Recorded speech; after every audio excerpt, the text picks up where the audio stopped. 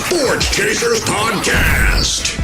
Coming to you live and direct with your host and your moderator, Kevin L. Warren. This is a real sports podcast for real fans.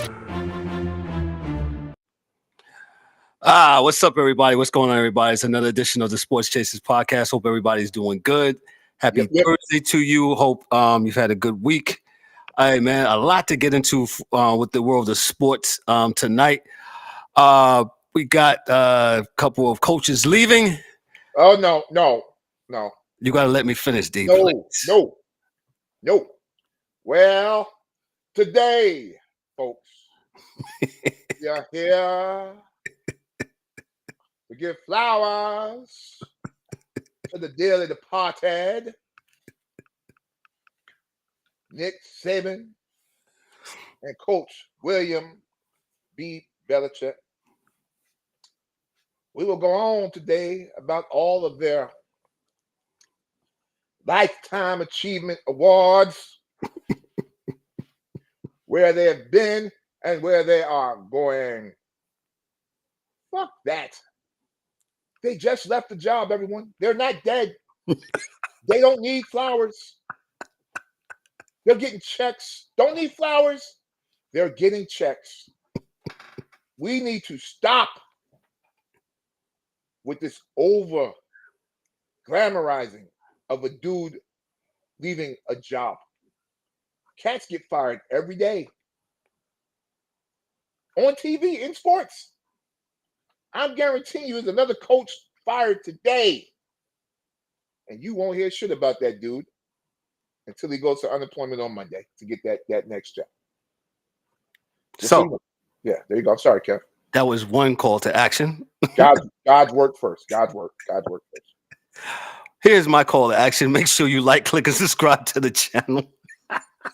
God's work first. Make sure to the YouTube channel. Make sure you share the channel. Also on the podcast side, make sure you give us that 5-star review on Apple and on Spotify. And also respond and give us that great review. We greatly appreciate to those that's listening to the sound of our voice. So as I forestated before, the preacher DA came through and gave his sermon. We're going to talk about that. Hey, Michigan was the men among boys, and they pounded on Washington the other night. They beat them 34-13. We'll talk about that a little bit. We'll talk about NFL Super wild card weekend coming up. We'll talk about some of the matchups. I got the NHL power rankings and some of Dan's notes. And we also have the NBA power rankings, and we'll talk about a little sports business. The Pac-12 will take $50 million to rebuild. Why? With that said, we waited a little bit. Again, our apologies. We was waiting for some personnel to come through. It's me and D tonight. The Angry One and D-Dub will join us here shortly, man. But let's meet DA. Well, y'all met DA already because he gave us a sermon. Thus saith, I don't know which where he was coming from out of what scripture he was. But DA, say hello to the people again, bro. How are you tonight? Good morning. Good evening, I should say. Well, flowers. We're giving flowers. I'm not sure why, but we are. We're giving checks. And they're flowers. getting checks. We're not giving flowers. I think that's the name of DA's sermon. Yeah, I'm so done. Listen, man, it's a soul. So go ahead, man. Go on your rant, man. You might as well. Okay. This is what grinds my. Get it, bro. This is what got me right now, right? And I'm not saying it because I'm an old dude, and I'm, because I don't. I think about things a lot differently. So people say, listen, man, you got to give people their flowers. First off, that's something that people say that you do to people who are dead. And dead people don't give a fuck about the flowers. They're dead. That's part one, right? If you're going to appreciate someone, you're going to appreciate them too, right? The sport's not going to end. These guys didn't invent coaching, and it's not going to stop. We can appreciate what they did, but the overkill that I saw today before I went to physical therapy was just a mess. I'm like, oh yeah, well, when Belichick was a coach in Cleveland, y'all sucked. He got fired. So evidently there was some lessons learned that he had to take from there that he used. And even as a coach, this is still a team sport. So for all of the detractors of Bill Belichick, and I'm not one of them, I think he's a great coach. Everyone's still going to say that, well, he still ain't do nothing without Tom Brady. So it's either, I'm going to get this wrong, and all the older people to me, just please don't kill me. It's either a dozen in one hand and a half dozen in the other. Right? Because the people that don't like him are going to tell you that it's, this is the Brady thing. Dude wasn't that good. Period. And when I jump over to my boy Saban, and I like Alabama, I like winners. So I dig that. But my point with him is that he was just playing the game early. He was paying kids early. He always had the best kids in the country. You can go back and look at their recruiting every year from the time, not even from the time he got there, probably from the time that he was at LSU. So let's talk about that, D. Since we'll get to the game in a little bit. So let's talk about Coach Saban. So there's been reports that over the last couple of years, he's over the NIL and the transfer portal thing. And we reported earlier in the year how your main man in Clemson, he wasn't playing that game of NIL, and he said he's going to do it the old-fashioned way and stuff like that. And we all know they're being sanctimonious with that. Go ahead. I don't think Saban got a problem with paying because he's been paying. Right. I do believe Saban when he says he's old and he's getting old and he doesn't feel the same. And I'll tell you why.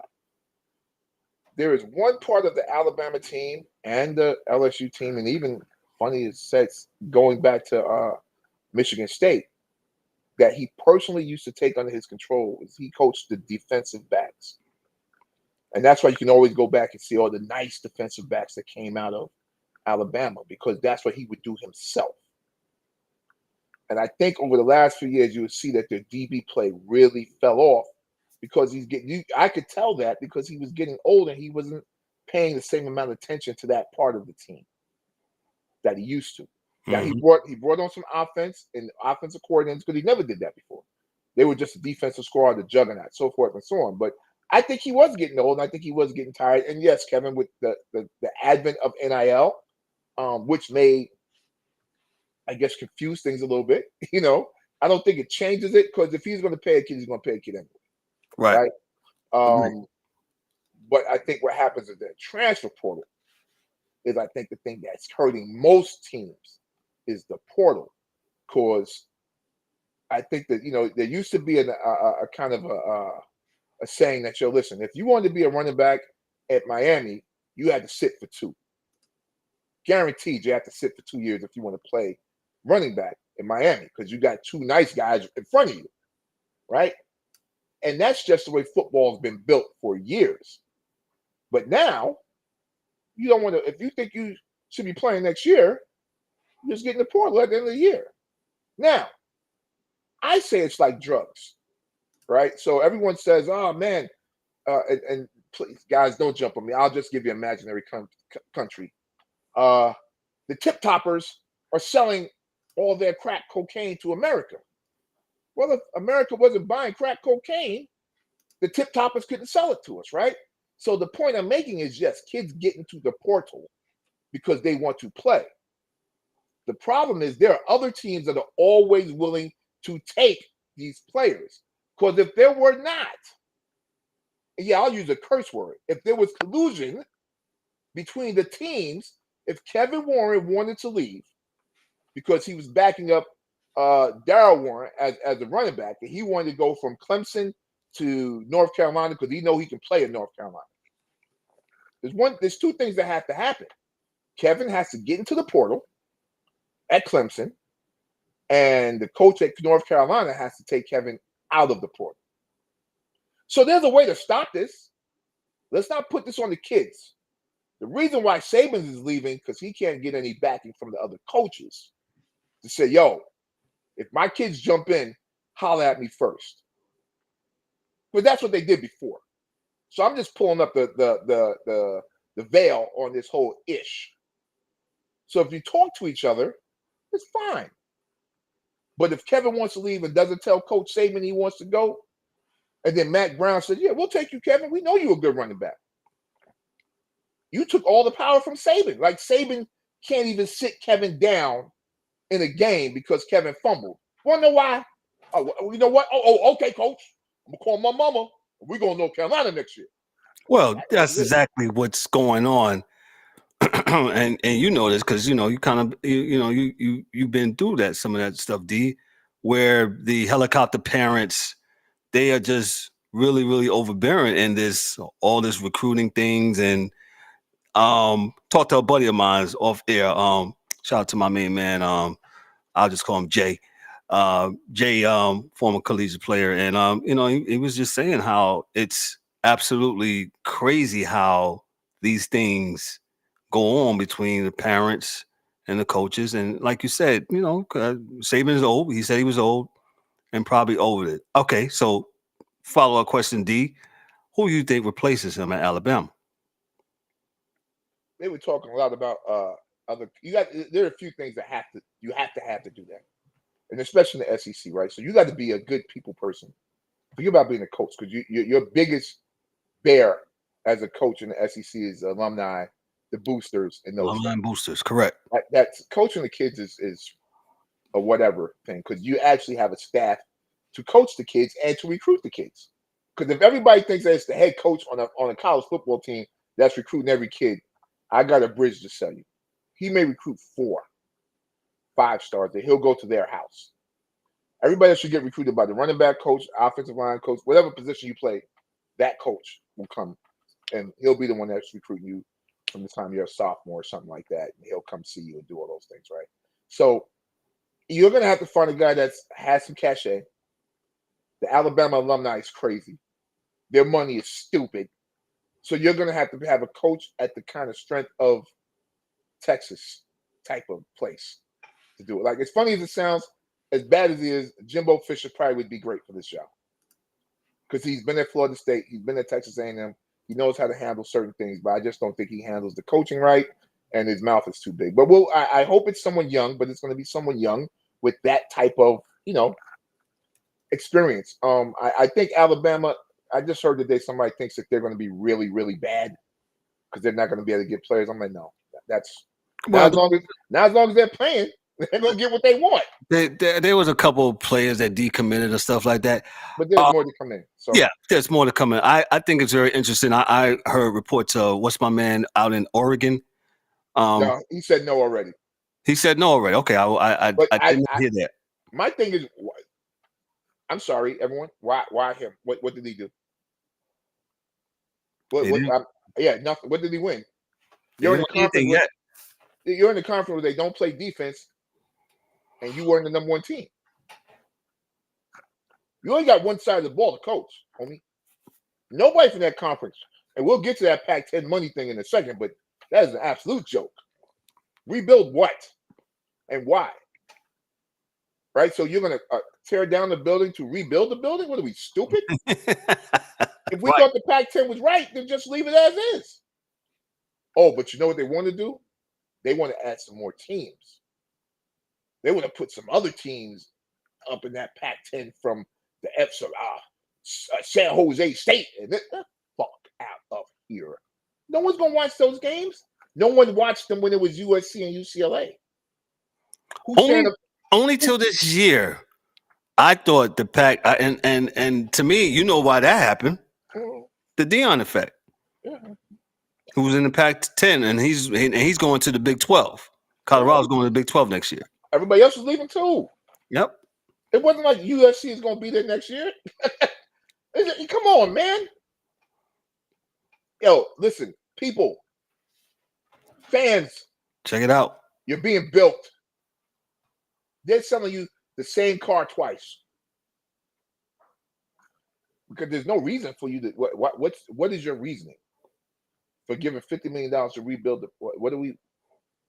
Why? Why are we getting rid of it? Why don't you just reorganize it now without getting rid of it? So who's paying for this $50 million? We'll get into our sports business side here. Oh yeah, that's what I'm saying. Whose cable bill has to go up to pay for the advertising to watch a USC game that you're not watching anyway? That's 100% fact. You got any takers for Alabama head coach job? You said Bowden. You don't know yet. I don't know who. I don't know who. It'll be somebody young, exciting. It'll be someone you probably don't know. That's what I hope. That's from the Alabama side, because I don't think another coach will leave. Because college football. Oh, they did say my best friend Urban Meyer. That's what I did hear. I heard that, and then they said, "Nah." I heard your main man, Lane Kiffin. Oh boy, Lane, they don't want Lane back. Laney be on the yard smoking trees with young girls. You know what being Laney out there, bro. You don't want Laney out there. I heard reports of him, man. But so the dude out in Colorado, Oregon, he said no already. So it's gonna be interesting to see that. Nick Saban, and like I said, his flowers, whatever. He did win 7 national championships. Great teams. Great teams. And he did it without, main quarterbacks. Just recently. Yeah.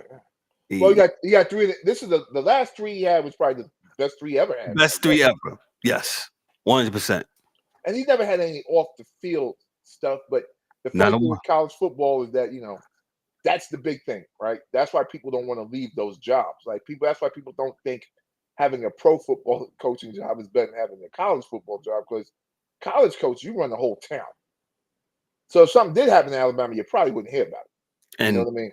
That's what he found out when he came to Miami to coach. Yeah, sure. Yep. He found out being the head coach, you wasn't in charge of everything. Yeah, you got accountability. He's like, what? I don't know. I don't do that. And fate has itself to tempt us, right? What would have happened if Drew Brees would have been his quarterback instead of what you call it at the time? I can't think. Before they made that trade. Who was it? It was Drew Brees and was it Rivers? No. Drew Brees left. He was in Miami. He was in Miami for a second. If JR can bring that up for it, but the trade from Miami to the Saints or wherever when Nick Saban was there, that could have changed things differently. Sometimes it's just that one move and it just, the 6 degrees of separation, it changes every and anything. So, it's definitely all good. But like I said, 7 championships. Nick Saban, he's one of the best to have done it. I think he's the best college football coach of all time. So shout out to, as they call him, Saint Nick. Let me move. He got 107 dudes in the NFL right now. I think something like that, some crazy number. So. Yep, and it's somebody's defensive lineman, somebody's offensive lineman, somebody's wide receiver, somebody's running back, somebody. And the last, like you said, last couple quarterbacks he's putting there. 2, who was the other one? Jalen and Mac Brown. That's 3. Yep, 100%. Not Mac Brown. No, Matt. Golly gee, with the Patriots. I'm sorry, bro. What's his name up there with the Patriots? Mac Jones. Thank you, sir. Yeah, Mac Jones. Yeah. I said Mac Brown, 85 years old. Gotcha, man. Let's move on to the game real quick. Not really much to talk to. Washington closed the gap to 20-13, but I never, ever felt that they was going to win this game. Let me read this from the AP. Houston. Jim Harbaugh raised the championship trophy as gold and white confetti sprayed over his team, and "We Are the Champions" blared throughout the stadium. 9 years after he took over the Michigan job, Harbaugh delivered on the lofty expectations he brought with him to his beloved alma mater. Blake Coleman ran for 134 yards and 2 fourth-quarter touchdowns as Harbaugh and top-ranked Wolverines, undefeated by suspensions and a sign-stealing case that shadowed the program, completed 3-year service to a national title by beating number 2 Washington 34-13. So, what's going on, bro? How are you tonight, man? What's going on, family? How y'all doing on this all right, Sports Chasers Thursday? Yeah. So, we were just talking about Washington and Michigan game. Eric, I'll just say this, guys. I said it early. Michigan had men. Washington didn't have no men because they dominated the line of scrimmage on both sides, on both the offensive side and the defensive side. And as you can see, Corum run, Edwards ran, and it was never ever in doubt to me how they absolutely did, how they won that game, 34-13. D, what you got on that? This is gonna be real short and simple. You know how we do. The reality is simple, man. There's levels to this shit. I keep saying this, man. The way I've been told it since I've played any sport, the way you practice is the way you play. Yep. Right. So if you don't have any offensive lines or running your whole league, you're not going to be good at stopping that kind of stuff. Right. And I'm not saying it because I live in the South, but I still think that Georgia was probably the best team in the country. Had they had to play, they probably would have beat everybody based upon what we saw. But Washington, they're a good defense for the Pac-10. That means nothing against Michigan. That's a team that runs the ball. And that's all it is. It's who you recruit, the type of ball you play, and the way you practice is the way you play. And that's basically how it turns out every year. This is why this thing has to be done via computer, because you can have the champion you want every year with people choosing it. Right. So, yeah, I think it was a great thing. Great for Michael Penix. Everybody, it's all good, but we have to look at history, and you'll always see, going back to when I was a kid, you'll get a good offensive linemen and tight ends out of Michigan. You always find some receivers and great quarterbacks out of Washington, great running backs out of Georgia, defensive linemen that coming out of Alabama. Florida State, you're going to have. Dog, it don't change. I have not remembered since I was a child a Pac-10 team with a great defense. I think it was Teddy Bruschi and the Arizona Wildcats. Last great one. Maybe. Yeah. Last one. You're right, there. When you think of the Pac-10, Pac-12, you just think about a high-flying offense. That's it. That's how they recruit kids. This is why one day I'll try to do the breakdown, but this is how they recruit to conferences. That's why whenever it's golly, gee, all those quarterbacks come out the Pac-10. What came first, the chicken or the egg? Right? So you're good at offense with the quarterbacks, so quarterbacks are going to go there. You know what I'm saying? So you're always going to get a quarterback in the Pac-10, right? You're always going to get a running back to go to the SEC because that's where you reap the most fruit. You go to the NFL as a running back out of the SEC before you go to the NFL as a running back out of the Big Ten or somewhere else. And I'm not the Big Ten because, you used to have Ron Dane and, Wisconsin schools that run the ball a whole lot. But believe me when I tell you, man, this is a science. It's been this way for a long time. Go ahead, E. Sorry, I'm done. Oh, no, I'm going to be short and sweet with it too, man. Pause. Man, Michigan was on a mission, man. And I'm not going to be the petty guy up here saying who should have been there. We're not doing that. But Washington, like you said, Washington's in the Pac-12. There wasn't really no dominant teams. After, USC had their first loss, everybody kind of poo-pooed on the Pac-12 for the rest of the year. Nobody really believed in Oregon like that. Nobody really believed in, Washington came up, but it was still like, they're cute. They got flashy offense. But like Kev said at the jump, man, Michigan got them dogs. They had dogs. And anybody that knows football, like we know football, you start out building the trenches and work your way out, not the other way. So that's how Michigan was built. And it showed. The gaps that them dudes was running through. Come on, man. There ain't nothing else to say. I ain't got nothing else to say. But I will say, it was still, of course, a great season for Washington.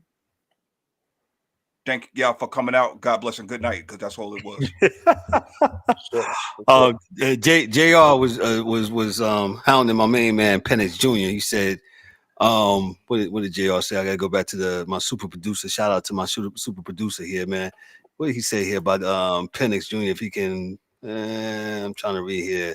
Oh, the kid can play, man. I got his true colors. He also got hurt in the game. Well, he didn't have no time, man. He didn't have no time, and that's alluded to the fact that they didn't have a lot. Michigan's they front 3-4 kept coming, and here comes Okay, here comes right now. Hell! Oh my goodness! Really? Did that just come in the mail? Really?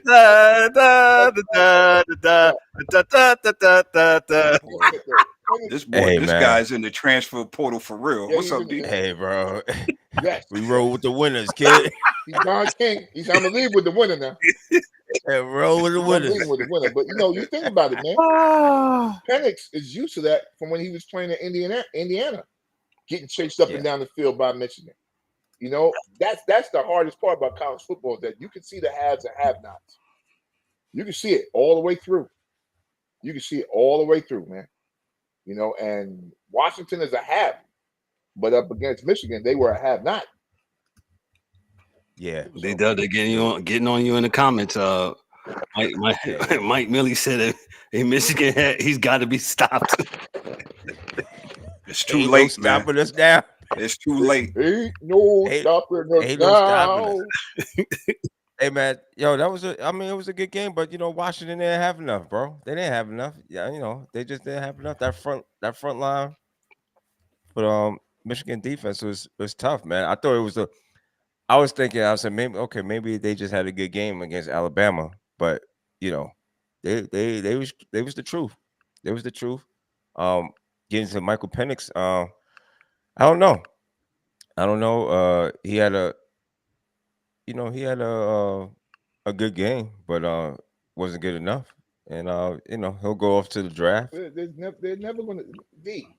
Washington What's will up? never have enough to beat Michigan. They just don't recruit that way. They're not at the top level of recruiting to get those kids. They don't. Unless they catch them on a bad night. It'll have to. No, it had to be that year, like when I say like Wake Forest, and where like their whole team is seniors, and Michigan's got a bunch of sophomores. Then they'll beat them. But that's not going to happen. That's not the way football is going to be going forward. So it's not going to be good for, like, Washington will be who they are, but what they're going to go to the Pac-10, right? Or the Big Ten, or what 10 Ben 10. I don't know where they're going now. I mean, everything. They're going to the Big Ten. Okay, so yeah, they're going to be a middle of the pack team. They will never win the Big Ten there. I'm just letting you know, because they'll be behind Ohio State, Michigan, and Penn State every year. Okay, that's well said. College football, I thought it was a good year. It was a very interesting year. We had a lot of highlights. It started out with out there in Boulder, Colorado, with Deion Sanders and the Colorado Buffaloes, and he brought a lot of whether you liked it, hated it, or loved it, or indifferent to it, brought a lot of attention to it. And I thought it was a good year for college play football. A lot of controversy with the 4 getting in, but next year we don't have that problem because 12 getting in, and I don't want to hear anything no more. You're going to hear it, sir. I don't even know why you even said that. You know you're going to hear it. Listen, man. All I say is, be prepared to be unprepared. Be prepared to be uncomfortable. Because this shit is changing, and it's never going back. Nope. So, the genie's coaches, everybody's going to figure out how they're going to do this going forward, because Saban is leaving because he could not keep up with it. Not because he can't coach. That's definitely not that. He can't. He don't want to deal with the bullshit. It's not even bullshit. It's not even bullshit, dog. It's the consequences of not being able to push down any discipline is so you only discipline some players back in the days, but now you can't tell Kevin Warren that he fumbled and he can't play. You want to know why? Because Kevin, man, fuck this, I'm going to Carolina next year, and he can go. And it's not Kevin's fault, because we were talking about before the show, it ain't Kevin's fault, because the coach of Carolina takes Kevin. So if the coach of Carolina said, I won't take Kevin, let me call Nick Saban to see what's going on and see why Kevin wants to leave Alabama. They don't do that. You know what they do? Oh, come on, Kevin. Right. Come on in, Kev. Come on in, Kev. Right. So they take your strength. Your own homeboys, the coaches, are pulling your feet from right up underneath you. 100%. Because parents have always complained. But back when I was a kid or younger, the coaches just didn't care. Right. The coaches just didn't care if my mother complained, which he didn't. But what I'm saying is they just didn't complain. They didn't care that my mother might have said, Dorian's not. No, never, ever, ever, ever happened. Dorian's not playing enough. No, that never happened. That never happened. So what I'm saying to you is that that's not the problem. Parents will be who they are, and we're parents, and we're going to be assholes because we're always going to advocate for our kids. The reality was that there was a point in time where coaches was like, yeah, whatever. And parents just went on about their way. They went back to their seats and sat down. But now, since Coach Kevin will take, this other kid, shit, man, listen, you can't discipline a kid for fumbling, or not going to class, or doing whatever the hell they're doing. Not now, no. No. It's definitely a different game, and we got to move on. Definitely. It's definitely a different game, and like the DA alluded to, it's not going back. It's what it is. It's the Wild West, and you better buckle up. Uh-huh. You better buckle up. Let's move to the National Football League. We got wild card weekend coming up, Super Wild Card weekend coming up. But as the DA preached earlier, for those that missed it earlier, DA had a sermon. He said, we heard it. We heard it. The sermon was you don't get your flowers now, but you cash your checks now, or something like that to that effect. And DA, we might as well go on to Bill Belichick. Bill Belichick. Now we're hearing stories about either Bill was let go or they part in the ways or whatever. I think they both came to some mutual agreement, and it was time for them to go. I'll say this: if in any New England fans, if you want to push back, you can. But Bill Belichick, the coach, did some great things. He won 6 Super Bowls, 24 years with the organization. Did some unprecedented things. But Belichick's the general manager. Man, they haven't. I heard something the other day where they have not had a position player on the team that he has drafted within the last 8 or 9 years to repeat on the team. Go ahead, DA. Bill don't care about that shit. All he care about is winning. And I've always said, I'm not going to get to the best coaches, all the rest of that stuff, because I got my own coaching tree and I got my own thing I believe in. But what I do believe in is, as a coach, he's a great coach. And the second thing I think is that he's a great, I guess, psychoanalyst or psychiatrist, because what he did was recognize that I could get players that are in their 10th, 11th, 12th year that are good. I don't have to get all the snaps out of them, but they've gotten their money already and they are ready to win. And I can bring them in here for the Patriots and they will help us win a Super Bowl. And I never keep a guy on a team more than 2. I get rid of a guy a year before I should get rid of him, because I'm bringing in another guy in for the cheap. And I don't ask my players to do but so much. And he wins Super Bowls. I thought that was his thing to me. Because he got rid of dudes early, but he would always bring the dude in. What's the dude's name? Revis Island. Boom, 2 years, took short money. Stephon Gilmore, 2 years, short money. Running back here, Corey Dillon, year 2, short money. Come on, man.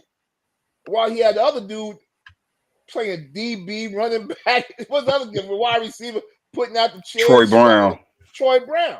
And they cut him. He kept. Remember they had Willie man. McGinnis. Yeah, right before his prime. He got him out of there. Right Everybody before questioned that big contract. Right before Richard Seymour. Right before that, Lawyer Malloy and the other one. Chandler Jones. Yeah, listen. He business. Gronk. Listen, man. Tom Brady. Look, man. Hey, listen. 6 chips is nothing. You can't sneeze at the 6 chips, and that's just my thing with him. I think he's a great coach. I don't know how, as a teacher, how great he was, because every coach that coached underneath him was hot garbage. So I don't know how you want to say that translation happened, because every coach that coached underneath him was hot. Yeah, left them became hot garbage wherever they went. So I'm not necessarily sure what that means per se, but what I am saying is this: to the winner goes the spoils, and they get to tell the history, and he gets to do that because he won. So I give him his props, man. Give him his props. Gotcha. So Belichick leaves. There's plenty of coaching opportunities open. You have in Washington, Vrabel was fired by Tennessee. I think I was talking to E the other day how that came about, how that ship just fell off. Let me go back to Pete Carroll. Pete Carroll, they came to some kind of mutual. Was he fired or whatever he was? But Pete Carroll's no longer the coach. He brought Seattle their one lone Super Bowl. Should have been 2, but we all know what happened with that next year. But we're not we're not going to revisit that. But Pete Carroll was a good coach. He's one of the only few that has won a Super Bowl and a national. He was fired. Thank you, JR. He's only one of the few that won a national championship in college football and won a Super Bowl. So let me just say this real quick, Kev. It was reported that they went, both sides went their mutual way, their separate ways. But if you look at that press conference, it ain't look like Pete Carroll went his own way or had a mutual agreement. That dude was fired. Let's be clear. Dang. You're right. And I always wonder about that because, head coaches don't fall off trees, fellas. It's not easy what they do. So but maybe they got one over there falling off a tree. I thought Pete was doing a good job. I thought so too.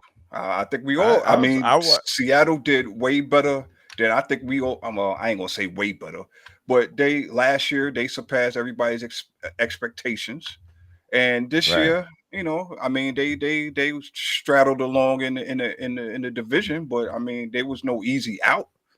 So, so can I was quite shocked though. Can I ask a question? I mean, my conspiracies. You think this is payback? Rabbit hole. You think this is payback for him getting rid of Russell? And Russell still got some people up in Seattle that didn't like that? Just asking. Nah. I'm just asking. So. Nah. I think if anything, it might be payback for him busting up. Well, I don't know if it was him. Defense. But them going more offense than defense because the defense made the team. But when the organization do that, I wouldn't think it would be him because he's a defensive coach. Right. That's why I didn't think that. I thought he would defense is this thing. That's what when he was a coordinator, that's what he did. He's a defensive coordinator. So that's why I never thought, I thought his problem would be with the offense. But I know. Again, it will come out in a wash. Down the road, the 30 for 30 is coming. Believe that. We'll see. And that team definitely needs a 30 for 30 for real. And it's going to be coming. I think also with the Seattle and bring your point back to what you said about Russell. I think there was some towards the end. There was some philosophical, differences, and we've seen it right here in New York this year with Wink Martindale and Brian Debo. Man, they literally spicy. And you got testosterone running around, and people are very passionate about what they feel, what they think might be for the good of the team, and sometimes one wins over the other. And I think this time the management for Mariners, for the Seahawks, they won out, and Pete Carroll, who I believe is 71, but doesn't look 71, and he looks great. They want to go on a different and younger version, because some of that too, going back to Belichick too might, got this old school mentality, and you got these nerds with the analytics and stuff like that, and me, you know how I feel about analytics. I got like Derek Jeter said. You got to have a feel. I mean, numbers is good to have, information is good to have, but it can't be every and anything. So I don't know. Philosophical differences. We'll see. Let me go on to the next one that surprised me. I think either E or Darryl was talking to Mike Vrabel, the Tennessee Titans. Tennessee had it going on a few years ago. Then they started getting on the cheat when they let go Brown, right? Didn't sign him. Definitely. Didn't sign him, and then it just looked like it just kept getting worse and worse and worse until this year when they finished 6-11. I believe they did. I'll give it to E because E stayed in the what's the area code there, E, for a little bit? 615, baby. 615. Yeah, E stayed in Nashville for a little bit. E, your thoughts on Vrabel and what happened there, and why is there a coaching vacancy? I think Vrabel's going to go. I think he's going to go to New England. I think that's a hand in glove fit myself. DA was. Let me just say this real quick. DA was speaking on Belichick and his coaching tree. His coaching tree may not be his coordinators, it might be his players. His players seem like they was brighter than the damn coordinators, but we'll just keep an eye on that. Because by far, Vrabel is the best coach to come from under him, and he was a player. So I just thought I'd throw that out there. I think Tennessee. I don't understand this move myself. You have to make a decision. Everybody that watches football knows this. You have to make a decision on who your quarterback is going to be, what your outlook for the team is going to be. If you're going to keep on flip-flopping with this the two quarterback system never really worked in college, it's damn sure ain't going to work in the pros. So are you going to keep Tannehill? You're going to play him because he's the veteran and then groom your young guys? The first time Tannehill throws 2 picks in one game, they go to the next guy. He messes up. They flip-flop back to Tannehill. Come on, man. Y'all got to make a better decision than that. I don't know if that was all Vrabel or not, but I think that you're not going to find too many hard-nosed guys like a Vrabel. Mike Vrabel, them guys love them down there in Tennessee. So I don't know how – I think, like Kev said, to the other situation, I think there was some differences in how they was going to go. And you got GM versus coach. So what you gonna do? I don't like it, but I don't understand. Just like you said, Kev, you didn't want to pay AJ Brown. You ship him out of there, but then you bring in. And I love D Hop. Everybody on this panel knows that's my man. But at 30 years old, coming off of injuries, I'm not paying you. What did he get? 16 million, 15 million, something like that. A bunch of money. Yeah. Yeah. I'm not paying you that. I could have gave that to AJ Brown. Make that make sense. You pay the guy 5 years more than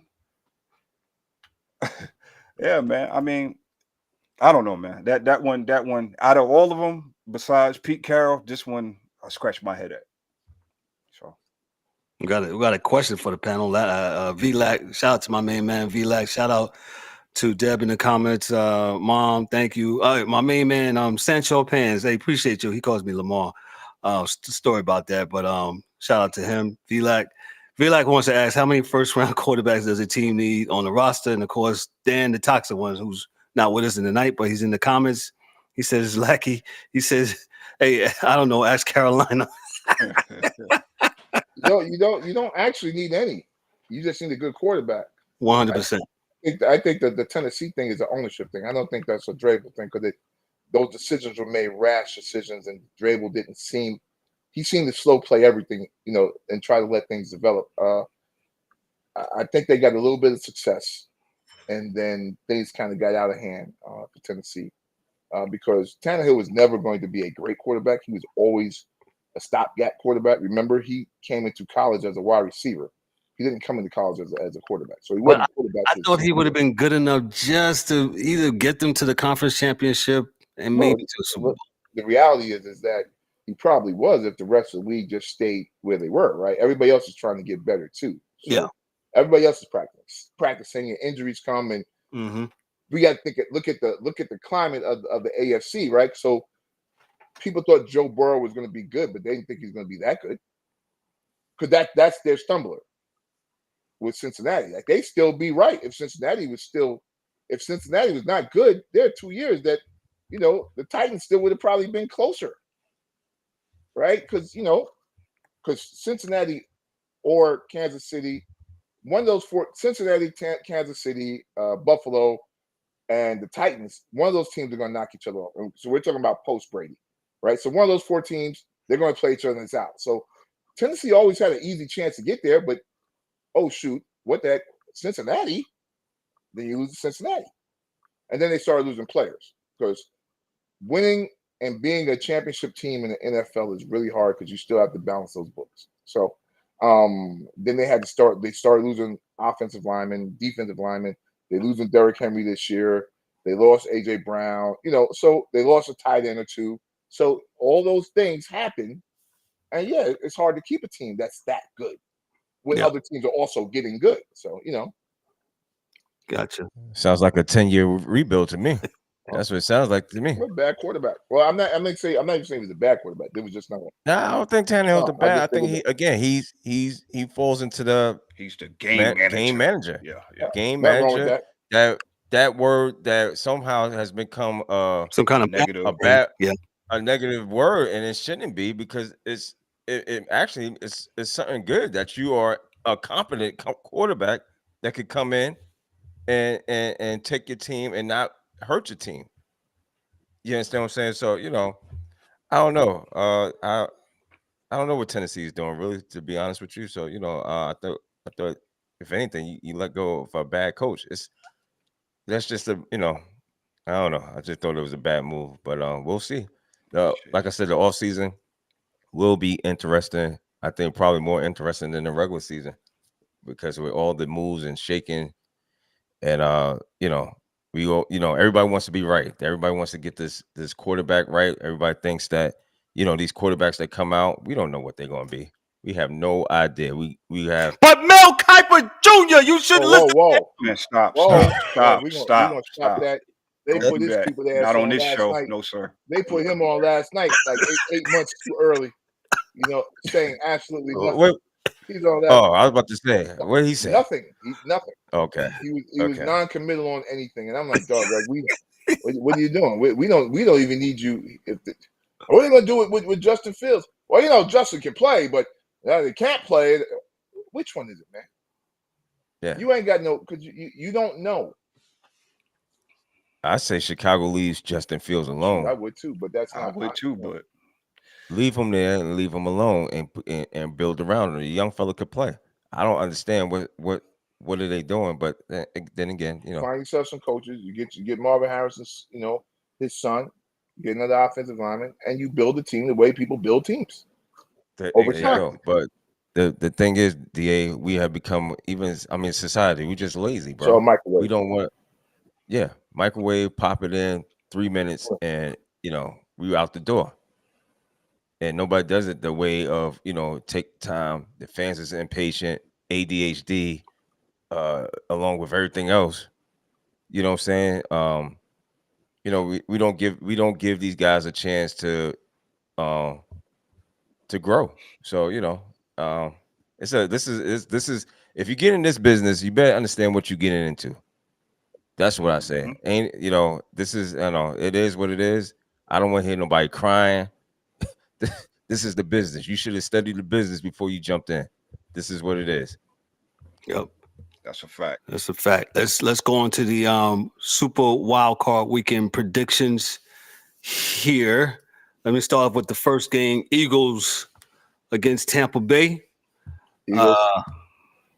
DA got the Eagles. D-Dub, who you got? Yeah, Eagles is free falling. I'm going to go off it and just say, I'm going to go for the shock. I think I had a couple of shocks. Yeah, Tampa Bay. I'm taking Tampa Bay at home. I'm taking Tampa Bay at home. I'm taking them to win by 10. The Eagles are still a mess. If the Eagles pull off a New York Giants coming into the playoffs, looking like this, I don't even think the Giants look this bad when they entered the playoffs. They lost 5 out of 6 to the Eagles. Yeah, this is not what you want coming into the playoffs, and they might turn it around, but maybe not against this team. They might make it against Tampa Bay, but I'm gonna give Tampa Bay a shot. I don't know how what's my man Baker, man? Is Baker's 100%? He probably not, but good season, man. Baker's played good. Yeah, Baker had listen, don't shit on Baker. Baker had a good season. He did a good job with Tampa Bay this year. So hopefully the rib. I think he had a rib injury. So hopefully that's not ailing him when he's playing. I believe on Sunday night, Sunday or Saturday. It won't matter because the Eagles can't get no pass rush anyway, so he won't be touched. But I still have Philadelphia winning this game. Okay. I will say, as good as Baker is, yes, he's banged up. Have you seen Tampa Bay the last 2 weeks? Mm-hmm. Yeah, I'm taking Philly. I'm right. taking Philly only because they're the NFC champs, and I'm giving them the benefit of the doubt. But if they make it to the next round, you won't see me picking them. Sorry. Yo, E, you know what happens when you give a person the benefit of the doubt, right? Well, I know. They get out of jail and commit more crime. Oh, no, I'm sorry. Yeah, go ahead. Listen, I'm like D-Dub. I'm taking Tampa for the shock value. I think Tampa will win this game. Let me move on to the next game. I think the game of the weekend is going to be LA, the Rams versus the Lions. The whole I'm coming home and all this stuff, but I'm going to start it off. I think the Lions win this game. I think the Lions win this game by 10. Their first home game, their first home playoff game in about 30 years. I think Jared Goff and Brown and company will get it done. The Rams have played really well in the second half. This game will be close, but I think the Lions will win by 10. D-Dub, go ahead. Yo, I picked the Rams. I said the Rams is sizzling coming into the playoffs. So, but I do like Detroit. So I'm looking for an entertaining game. I think this is probably, you're probably right about this. Probably about the best, might be the best game. Yeah. Of the weekend. But I'm looking for an entertaining game. But I am going with the Rams. Gotcha. DA, your thoughts? Rams, Lions. Okay. Kansas. I mean, the Rams won a lot of games end of the year where teams weren't playing everyone. Dudes weren't going hard the whole game. Dudes had things kind of wrapped up and we're doing okay. I think the Lions will be able to run on them, and I think they'll get pressure on Stafford. But Rams are a good team. So they won the Super Bowl 2 years ago. They lost a few guys, but it just does not seem like the energy is there. But it should be a good game. I'm going with the Lions. Gotcha. Everyone, what you got, bro?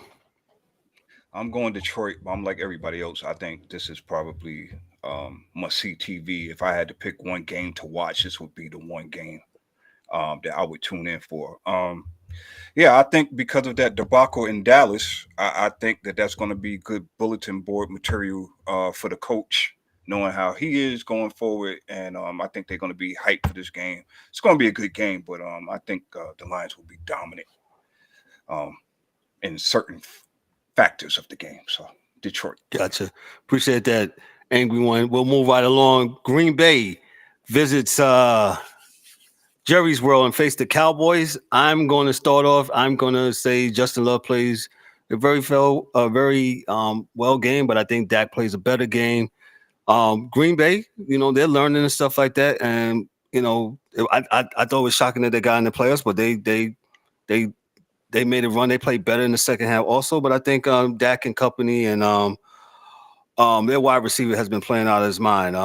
What's his name? CeeDee Lamb has been catching every and anything, man. And Mike McCarthy, just run the ball, bro, when you're supposed to, bro. That's all I ask if you're going to beat Green Bay. That's all. I think Dallas should win this game. I think Dallas will win this game by 9. I'll give it to E. Thoughts, Dallas, Green Bay. Where's this game at? Dallas. Daryl, say again, what do you call the Dallas Cowboys? They are the work from home team. From home team, America's team. They will win this game. Green Bay is one of those up and coming teams. Not their time yet. It won't be their time in Dallas. I got them winning by 2 touchdowns at least. Gotcha. D-Dub, what you got? Yeah, I agree with E, man. I think this is a 2-touchdown ball game for the Cowboys. The Cowboys are 8-0 at home, 12-5 record overall. Yeah, they work, like I said, man. I've been saying it they work well at home. So they needed a home game because after this is where the train runs off the track after this. So I'm taking the Cowboys in this one. Green Bay had a good year, though. They had a good year, no doubt. Yeah. DA, who you got, bro? Yeah, it's short and sweet. Dallas has to win, so that's where that is at. Gotcha. Thank you, DA. But can I just say one thing? Yeah, go ahead, bro. If they lose, please tune in to Fourth and Short right after on Monday. On Monday night, bro. We're gonna have 7:30. Yeah, at 7:30 sharp. Yeah, be there. And And it might be something before on that game on game day, that game after the game. Yeah. If that happens. Look out on our social media. Our social media has been very lit. Yeah. Shout out to those that have been engaging with our social media and stuff like that. Keep liking and clicking, sharing and all that good stuff. Appreciate y'all. Let me go on to the next game. The AFC. We got the Browns visiting the AFC South.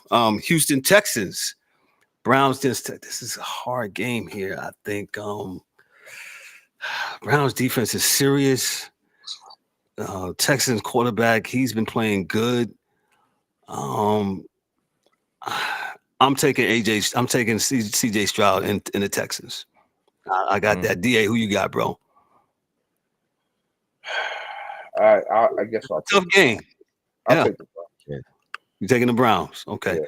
Yeah. Yep. Hey, make sure all the sports chasers and the sound of my voice, make sure you go to CBS. Who also heads our website if you go to our website there, our ticker and trailer, make sure you guys fill out the playoff. What did we do? The playoff picks for this year, because we had a 2-way tie between myself and D-Dubs.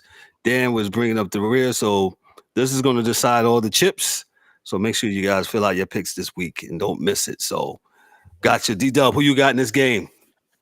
Yeah, this is a hard game. Yeah. It's probably going to be an interesting game, but I'm going with the Browns too. I'm taking the Browns. I'm fascinated with Joe Flacco coming off the bench and getting in the game and being able to help the Browns team and win. And winning and flinging that ball around. I mean, Amari Cooper looks fantastic. Yep. So, and he's back. So I think he had a small injury or heel injury, something like that. But he's back. Damn, wow. Dan, I gave you props. I said, Dan, I said you. No, you said bringing up the rear like he was in last place. I feel you, Dan. Okay, it's myself and D-Dubs. Let me clarify. We tied for first. Dan tied for second. Okay. Dan doing all this crying. And Dan's doing all this crying, whining, boo-hooing, crying. And then the other guys, DA, the angry one, and Mike Mills. I got you. They brought up the rear. Okay, I don't know what they finished. Okay, but I'll stump. I'll bring the picks up here in a little bit. But wait till next year. No, wait till next year when we're all focused, right? E, what you got in this game? Who you got in this game? So I got Houston. I feel the same way of Houston as I said about Green Bay. The only difference is Houston is playing at home. I too was very shocked to see this new juice that's flowing through the Cleveland Browns and Mr. Joe Flacco. That juice is going to run out. I think this is going to be a great game. But I think the energy will help Houston win this game. I got Houston in this one. And y'all talk about Amari Cooper, and rightfully so.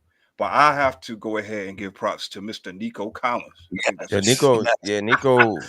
He has been balling. Yeah, Nico balled out the other night. Yeah, he did. I give you that. Yeah, he definitely did, man. So D-Dub, I got you on this one, right? I got you on that. Let's move truck right on along. I know a lot of people down here in South Florida are gonna hate me for this one, but I'm speaking only fact. But before you go ahead. Before you start, yo, NFL, man. Y'all better stop this nonsense with this peacock shit. Yeah, I'm glad you touched on that. Yeah. Yo, come on now. Why can't we just put it on regular NBC? Why do you got to have people trying to flick and scroll, try to find Peacock? Ain't nobody got Peacock. Maybe a few people when it was free. Trying to get that money out of you. I mean, you gonna squeeze. I mean, you already got the game in the chokehold. What are we doing? Okay, that's all I had to say. Can we just, for all you New Yorkers, can we just put it back on 2, 4, 5, and 7? Yeah. Nah, kid, they gotta squeeze every drop out of you, man, just to get some couple dollars. Me and D-Dub was on another chat with a bunch of friends that's football, and one of them was saying, man, he said, man, I think I got one more week out of Peacock. He saw, yeah. I got one more. I got a month. I already canceled. And I think I got we got it for the rest of the month. But it's come on, dog. They did this the other night when the game was solely on Peacock, man. Come on. Oh, but everybody should have the app. No, everybody shouldn't have the app, and App you for should what? just I leave don't. it. I don't have everything Yeah. on my phone like most of y'all Yeah, earthlings do. and you should just leave it for CBS, Fox, NBC, ESPN. Those are That's the. Nope. It's been like, you know what I'm saying. So why are we doing this? And I mean, come on, man. Oh, Amazon. Well, you got Amazon. I heard this. Well, it was on Amazon. Yo, listen. Just about everybody in America has Amazon. facts. Amazon has become like your microwave in your house. Stop playing. Al Michaels hated the Thursday night games. Yeah. Al Michaels You feel me? hated the Thursday night games. He was pretty Yeah. much short of saying these games suck. And they do. Yeah, well, I'm sorry they gave him all the trash games, man. I mean, Thursday night we shouldn't be playing. That's a whole nother story. We shouldn't even be playing these Thursday night games anyway. But that's another story, another day. But go ahead, Kev. Let me Miami, Kansas Miami, City. Kansas City. I'm gonna keep it short for all my folks in South Florida. Y'all gonna lose. Kansas City will win this game 27-10. It's supposed to be like 4 degrees there. I'm not saying that everybody that plays on the Dolphins is from South Florida, but needs to say the Dolphins had their fate in their own hands last week, and they did not do a good job by losing to Buffalo. They got a lot of people that's hurt, but as we stated on 4th and Short on Monday, everybody's hurt at this time. Kansas City is a better team. Dolphins don't beat nobody above 500, and this will continue on Saturday. Yeah, Saturday at 4:30. This game is Kansas City 27, Dolphins 10. I'll give it to the DA. DA, thoughts on this game? Yeah, I'll go with you, Kev. Injuries. I don't think Miami has going to finish yet, but it's coming. Don't get me wrong, it is coming, and they do have a chance. But I will go with Kansas City because of they're a lot healthier and they have the better quarterback. Yeah, gotcha. E, what you got? Kansas City, man. I mean, it's the same thing you said. Miami has yet to prove that they can beat anybody worthwhile. And yo, man, when you got two teams that's dragging into a game, man, I'm gonna go with the guy that's done it before. I'm sorry, it's just that simple. Yep, Going with Kansas City. gotcha. Let's go ahead. D-Dub, what you got? Yeah, I listen. I'm going. It's a clean sweep. I think. Kansas City. You know, I don't like Kansas City. I would prefer Miami win, but this is not the game they're going to win. They don't. This is not what they want. They don't have enough. No. Yeah. Kansas City. I totally agree. Let me move on to the last game of Super Wild Card Weekend. Is it the last game? Yeah, it's the last game of Wild Card. Buffalo and Pittsburgh. That game's up in Western New York at Orchard Park, or not whatever they call it, the stadium now. Mile Hard Stadium, Highmark Field, whatever. Yeah, They whatever. they play, and Steelers, they getting in, they fixed their quarterback problem a little bit. The Bills are playing. D-Dub said no, don't do it. Don't even do it, Kev. We already know. Dan says Pitt. I'm going with Dan. I'm going with Dan too. I'm sorry, Kev. Go ahead. I'm sorry. I didn't mean to hide. You know what, Dan? I'm rocking with you. I'm looking for an upset. I think the Steelers can get this done this week. D-Dub? Yeah, I'm not going with y'all. I'm going right. I'm going right with Buffalo. Buffalo should win this game. I got you. Why? Why? Tell us why. Hold on. If Pittsburgh comes in with the mindset of that they could beat Buffalo, and they can very well upset Buffalo, but homeboy got to stop turning over the ball. That's one. All right, he got to stop turning the ball. They got to run the ball. He's not going, and they'll be successful. But if they don't run the ball, like we tell Dallas, you're not going to be successful in this game, and then you're going to mess around and let Pittsburgh come up with a plan and beat Buffalo. But I think Buffalo should win this game. the biggest thing Buffalo has on the side is that three. TJ Watt is not playing. Mm-hmm. The biggest thing they have on their side is that TJ is not playing. Yeah, that's definitely Yeah, I'm sure. I think Pittsburgh runs it down. They run the ball down the middle. Yeah. So there you go. Thank you, Kev. You know what? Y'all started. But anyway, But anyway, yeah. You about to say something wild.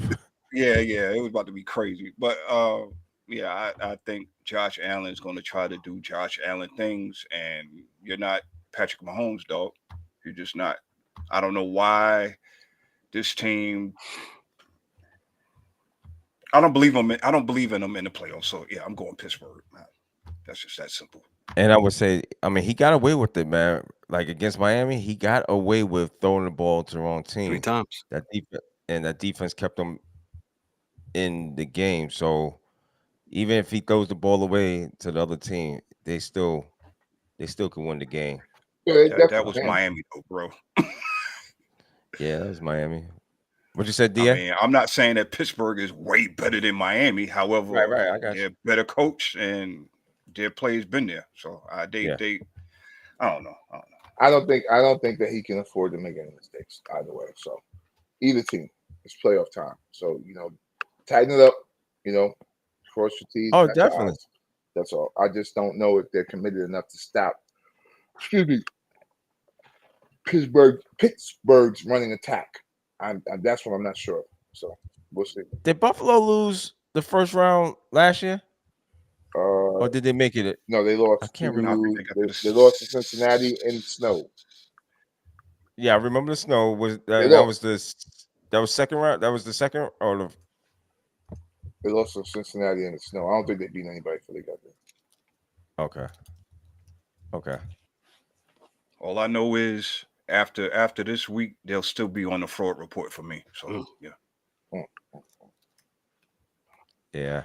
Gotcha. Should be a good football. Wives and stuff you don't know, girlfriends and stuff or whoever. Hey, it's wild card weekend. It's football all weekend. So yeah, not this weekend. Yeah. Not this weekend. No Home Depot. No Home Depot runs. Home Depot, Make sure you go to Publix. Make sure you go to Key Food beforehand on Friday night. Key Food? What the hell? We in the Bronx, bro? C-Town, C-Town Mets. Yeah. AMP, baby. AMP. Pathmark. Wherever's your local grocery. Bodega with the sawdust on the floor, Cade. Yo. With the cat on the top shelf next to the bread. What y'all know about that? Hey, that cat be in the same spot. That cat had a purpose, man. Yeah. The cat is a watchdog. And you asking for Lucy's and stuff like that. How much is a Lucy now, man? What is it? Because cigarettes got to be like $50 in New York. $8. Poppy. Every time you come in here, you ask for a Lucy. Poppy. Yeah. $10 a cigarette now. So. Oh my goodness, man! What an expensive habit. I'm glad I don't have that habit. Thank God, man. Don't smoke. Hey, on this show, you'll be broke if you do. Don't smoke. You'll be broke, and don't fry chicken in your house, right, D-Dub? We had that a couple weeks ago. So we're gonna have the Sports Chasers 10 Commandments. So don't smoke. Chicken. Don't fry chicken in your house. So that's 2. Chicken and Newport 100s. Newport 100s. A no-go. It's a no-go. Leave them alone. Don't fry chicken in your house. Don't fry it. Go to KFC. Get it. Or bake.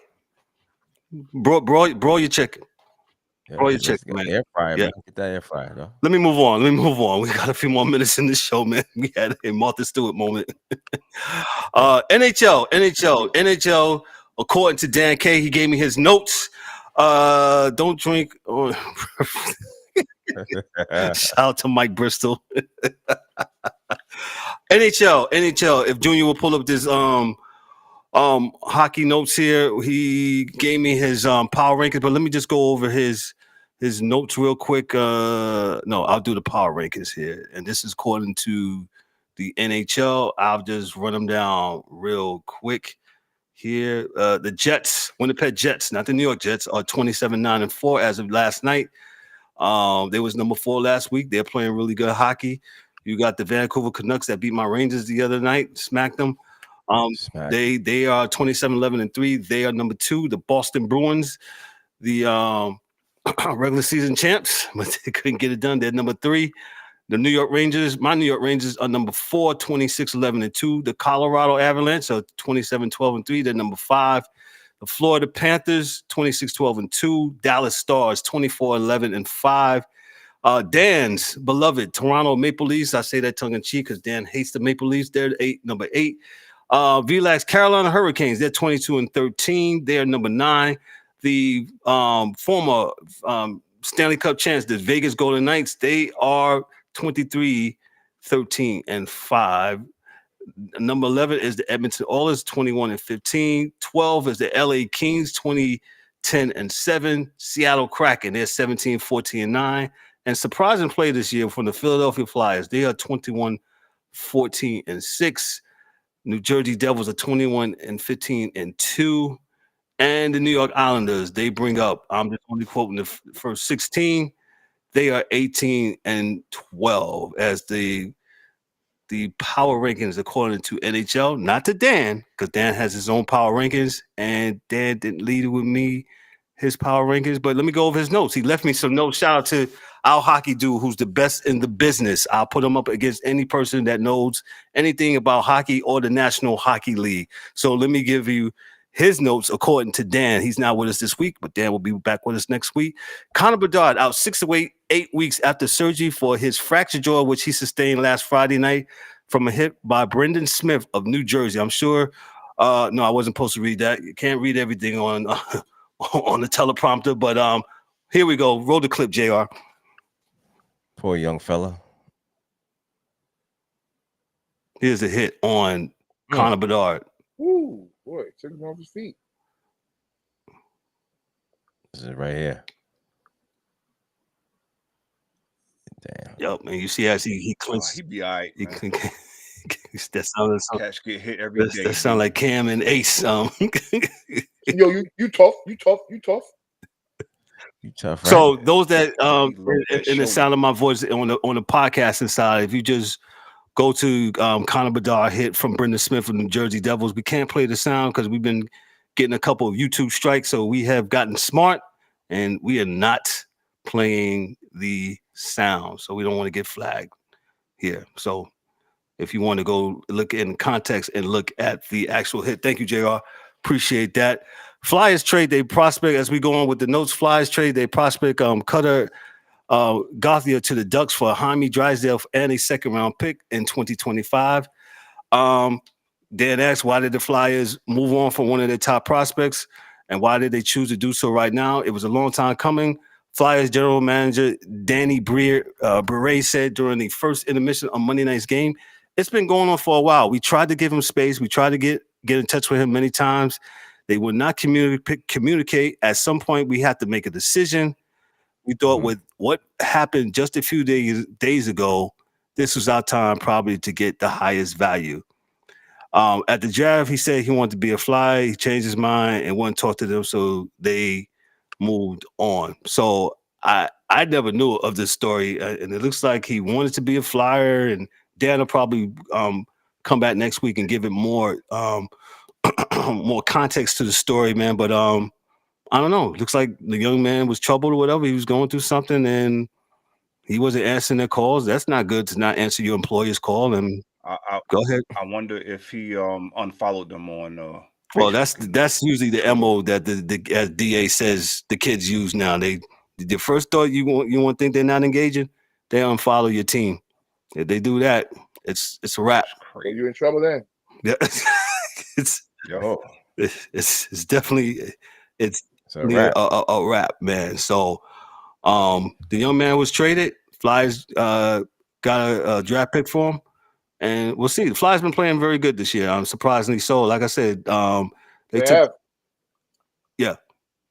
Oh, I thought you was talking to me. No, I just said they have. Yeah. So definitely so, man. So that's all I got for the NHL and all things hockey. Shout out to, again, the hockey dude for coming through. And like I said, these are his notes, not my notes. And that was not his power rankings. That was the power rankings according to the National Hockey League. Dan has his own formula of how he does things, and rightfully so, because he's a hockey dude. And he's our main man. So shout out to the hockey dude, man. Let us move on to the National Basketball Association. Where's VLAC? VLAC, are you watching? No, he probably turned this off now because we're a week ahead of schedule, right? Yeah. Shout out to our NBA insider and contributor, Ryan D'Souza. Ryan always brings things about when he comes about talking about NBA. But I'm gonna do a little NBA news for you. I'll start off, and this is probably going to make you roll your eyes. But they say that Draymond looks like he can come back, and he's good. D-Dub. He's good. I'm just saying that's what the commissioner said. Hey, yo, man. What does that commissioner mean? say he's good? I don't know what that means exactly, D. I don't know what that means. He's good. I don't know what that means that this guy was crying, talking about he's going to retire. Yo, man, dog, I don't care. I really don't even care no more at this point. The guy, for me, if I was the commissioner, he'd been gone for the whole year, and we wouldn't be talking about Draymond Green. You know what I'm saying? Golden State is right now. I said it. They wash. They you know. Oh, that if you don't know, if you go on TikTok and Instagram, that clip got a lot of traction. Some people were absolutely in their feelings about washed. Yeah. Yeah, watch. If you watching, and I don't even care if you could be watching part-time. You could tell that this he's not the same. Golden State is not the same. I believe currently they are 17 night. and 20. 20. Yeah. 12th in the West. Night. I believe they lost to the Pelicans last night. So, you know, I mean, it is what it is, dog. I mean, they got a few players, but it's not the same. When you made a move to go get Chris Paul, that didn't even make any sense. And he's hurt. Oh, are you surprised? I'm not at all. Yeah, right. I thought he was hurt. I thought he caught a cramp signing the damn contract when he got traded. Yeah. You know what I'm saying? You know, the hottest team right now. I mean, we looking at, Minnesota's a hot team. Boston definitely a hot team. My Knicks. The Knicks is hot. 5. They won 5 in a row. They play Dallas tonight. So, it's good, man. It's good that these young teams are coming up and they playing and they balling out. LeBron. What about him? Bro, what about him? He's in 9th place. Yeah. Okay. He's fighting for the team is at 500, 19 and 19. Fighting for my playoff life. They're about to fire another coach. So yeah, this Darvin Ham talk just a week ago, he was the best thing. Now, it's Darvin Ham. Everything else is AD's playing. He's finally playing like he's supposed to be playing. This is, and then now we talk about it's got to be the coach now. You guys, man, y'all make me sick. This is the same formula. We talked about formulas. What Dan uses for the power rankings. Well, there's a formula with the Lakers, and this happens. And I'm going to say it. David Blatt. They tried it in Miami, but Pat Riley said nope. And you know what the formula is? Oh, he needs more help. No. We gotta say that for when we do our show. He needs more help. We'll say that. Say that. Let me get to these power rankings real quick. According to the 4-letter network that I refuse to say, ESPN. I said it. Fine. I will give it $10 right now. I'll bring the thing up. The 4-letter network, according to them, Boston Celtics are 1, Denver Nuggets are 2. Minnesota Timberwolves, my main man, Ant-Man, him and his team, they're number 3. The Oklahoma City Thunder, my other main man, they're number 4. SGA, they're number 4. The Milwaukee Bucks are 5. The Clippers are 6. I meant to mention last week that the Clippers have been playing very well ball. Looks like shout out to them.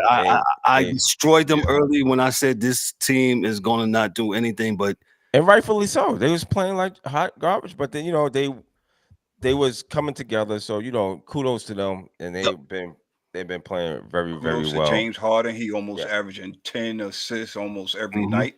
Yeah, so we found his groove with that team. We do give him credit. We might tear him down, and then we'll give him credit when it's absolutely, man. Yeah, it is what it is. But definitely, man. The 76ers, they're number 7. The Dallas Mavericks, number 8. Sacramento Kings, they're number 9. Miami Heat, number 10. The Pelicans, number 11, they've been playing well. The Knicks, number 12. The Indiana Pacers, number 13. The Orlando Magic, number 14. Magic have been playing well this year. Shout out to them. They got a very good young team with Wagner and Bonchero, man.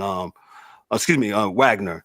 They got a very good team. The Cavaliers are number 15. The Phoenix Suns They're a disappointing number 16, but I'll wait. That's another one. 19 and 18. I expected that, to be honest. Yeah. 19 and 18. That roster you got, can't stay healthy to say they yeah, right. you got one guy who refuses to stay healthy, and I mean, not that it's his fault, but it's just that you're just not available. So, you know, they traded away everything for what their current roster is now. So that's why they have such a problem. They have nothing on that bench. No bench. And I'm stopping at 16 because that's it. Please. Thank you. I'm stopping at 16. That's it. Yeah. That's all I got. Let's give Kevin's flowers for that. Hey, DA, I told you, man, this is a give flowers culture now. This is, we got to give guys their flowers. I just gave Kev his for stopping early. You got to give them flowers, bro. You don't give them flowers, they crying, boo-hoo, and whining. We only got a few minutes, and we might have to go back to this. We only got 5 more minutes, but we wanted to start a new segment. Me and DA, we wanted to start this thing called the business side of sports. We'll call it here. And DA alluded to it earlier about how the Pac-12 will take $50 million to rebuild and why. So we'll just dive into this for 5 minutes, and we might have to go back to it. So during this segment, we just want to clearly look at the business side of sports and how it impacts you, the fan. If you notice, let me just get this. I might have to go over just 1 minute, JR.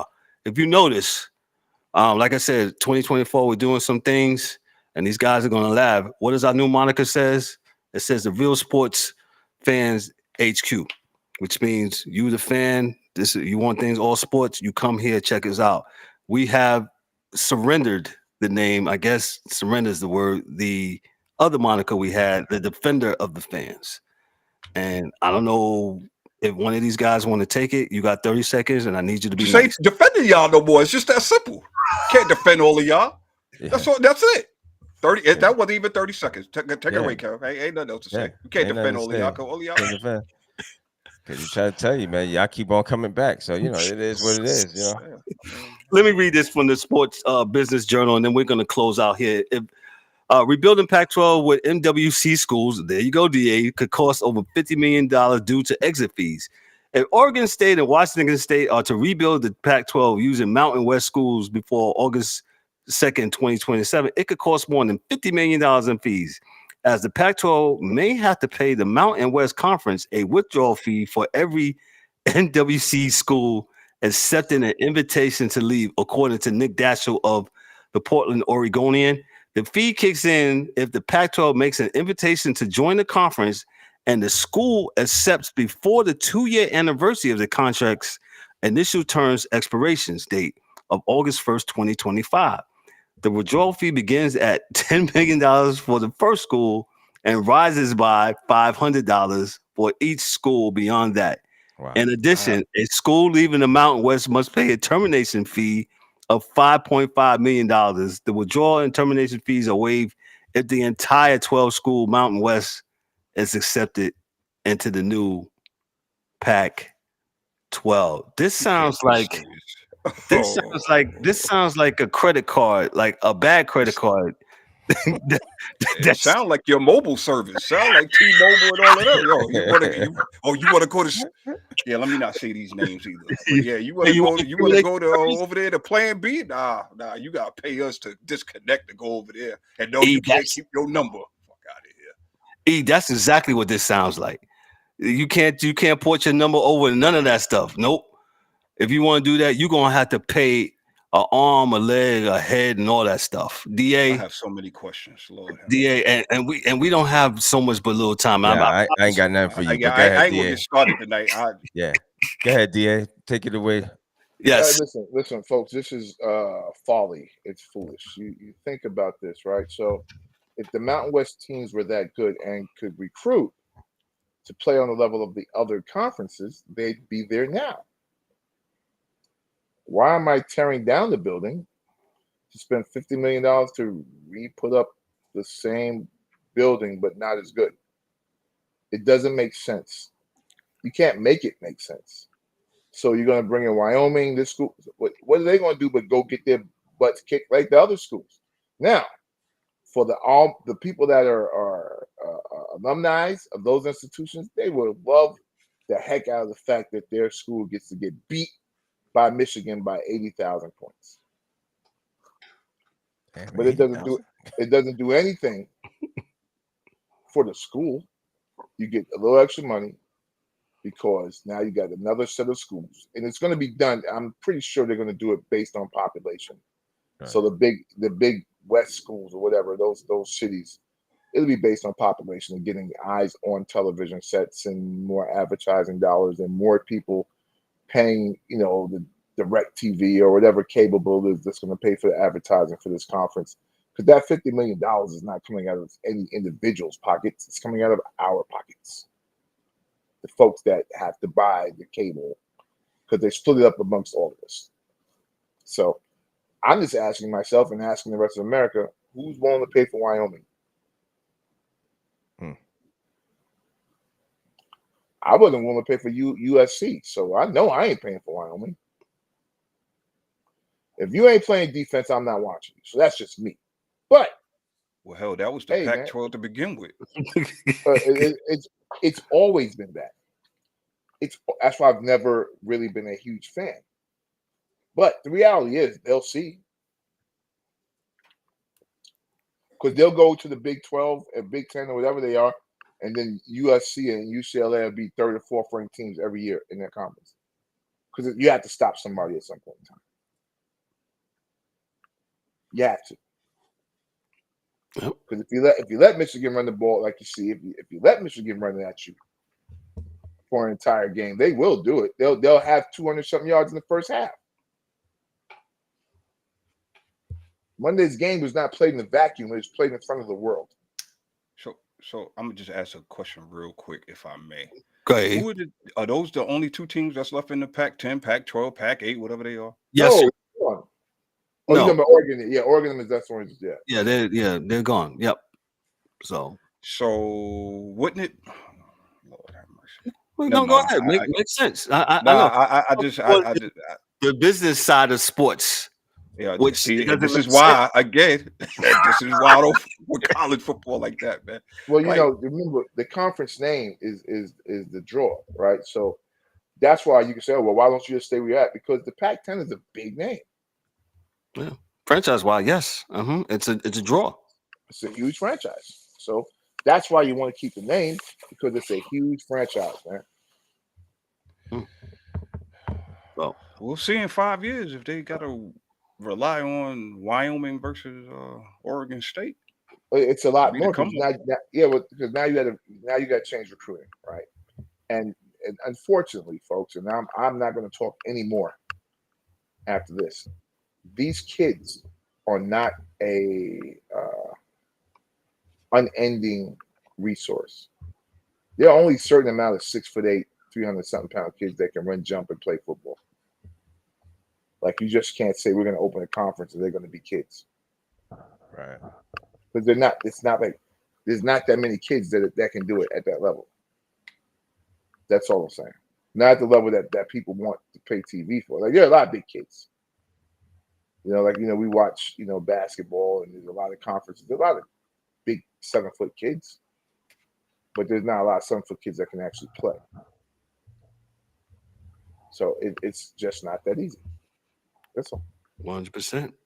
D-Dub, you say you didn't have nothing for it? Nah, too much, man. We like to educate, and we know we have some fans that like to know some of the kind of like the outside the lines things, some kind of like the sports reporters thing. So me and DA, we are going to be the go-to guys with the sports side of business side of sports segment. Because some of the things are very interesting, man. Like how we talked one time about how Buffalo spent a gang of money, $1 billion on an open air stadium that they're only going to use 8 times during the year. That doesn't make sense to any of the New York State residents. I'm glad I'm not a New York State resident anymore, and shame on them. And New York State has enough problems, but this is not a political show. So with that said, I'm going to go to Parting Shots. Great show, fellas. I'll start my Parting Shots with the Angry One. What you got for us, bro? Good show. Yo, man. Great show, fellas. Yes, sir. As always. Always good to be here on Thursday night. I know I've been MIA, but I'm back, and yeah, man, we got great things coming on. But anyway, yo, man, shout out to all those that wasn't here tonight. Miss you guys, man. Shout out to everybody in viewership land, YouTube, Facebook, wherever you getting your the Sports Chasers views and whatnot. Please like, click, and subscribe. All that good stuff. Share with your folks. Let them know that we are the best damn show out there. And I ain't got nothing heavy, man. Y'all be good. Y'all be easy out there, man. Appreciate you, E. DA grabbed his Walgreens bag, so you know what time it is. Hey, you know what it is. Hey guys, the reality is, everyone, thanks for coming. There's a lot going on. Like, really try to keep an eye on it, because there's a lot of things that you can learn, not just from sports, but kind of like life. You'll get out of this, because it's some weird stuff happening, guys. Weird stuff happening. So everyone, just keep abreast of what's going on with sports, how they're trying to pull the money out your pockets, and vote with your dollars, man. Because you don't have to watch it. You don't. If it's not good for you, don't do it. All right. Thank you, guys. And with that said, Juan Soto signed a record-breaking salary with the Yankees for $350 million for the 2024 season. Just came across the wire. Wow. So you got him and Judge. Stanton. Judge. Yeah. They've been trying to get rid of Stanton. And none of them could get 3 outs. Yeah. DA, they ain't gonna never get rid of Stanton. Stanton is gonna be there. Yeah. He's gonna be there till 2034. Till that contract runs out. There ain't nobody going. Jeter did a good one on that one for the Marlins for them. Yeah, he got us on that one, man. They didn't talk to me. I always say, oh no. I don't care how much home runs he hit.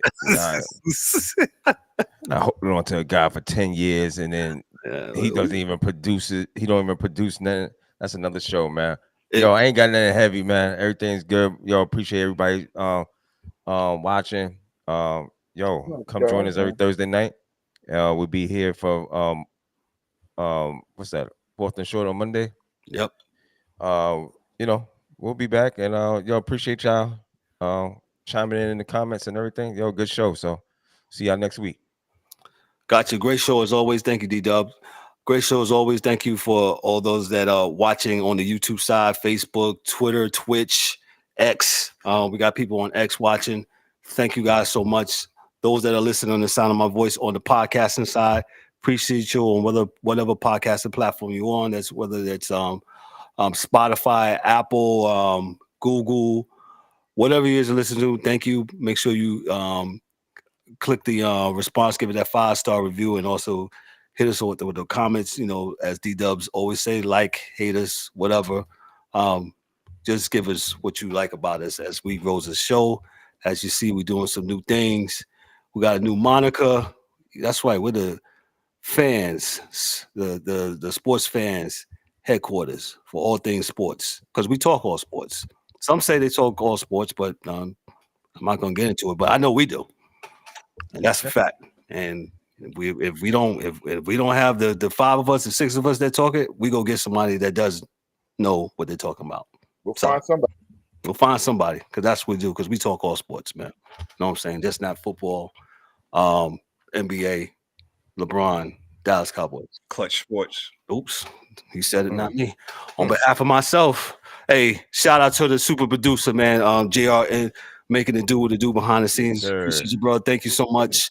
We're going to get on out of here. Make sure you click on and watch 4th and Short, 7:30 Eastern Time, as we review the NFL and review for the Super Wild Card Weekend. So, hey, we're out of here. On behalf of myself, I'm Kevin L. Warren, your host and moderator, for Darryl D. Warren, for Dorian, the DA Albright, for James, the Angry One Warren, for Mike Mills in his absence, for Dan, the hockey dude, in his absence, for Ryan, our NBA insider and contributor. Thank you, bro. We appreciate it. And for our super producer, JR, this is the Sports Chasers podcast. Be good, be blessed. Make sure you have a great and safe weekend. Make sure, hey, remember, ladies, this weekend is football weekend, all right? Yeah. Be easy. Be easy. Give us a break. Let that man watch football. We out. Peace. Give us a break. Peace.